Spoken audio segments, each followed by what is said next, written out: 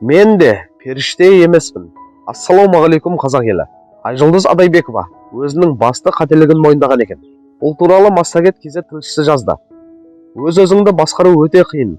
Әсіресе жаңа өсек пайда болған кезде біреумен кездесіп, кофе ішіп, талқылағың келеді.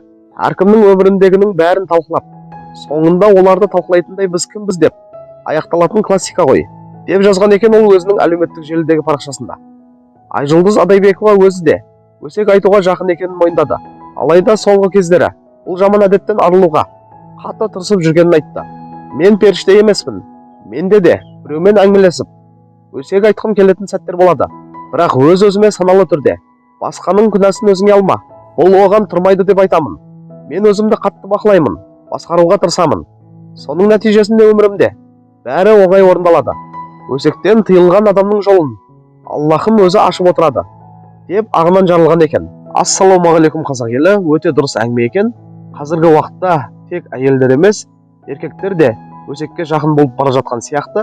Әрине бәрі емес, дегенмен де жақын адаммен кездесіп, ішіңдегі сырыңды бөлісіп, ақтарылған жақсы қасиет деп санаймын.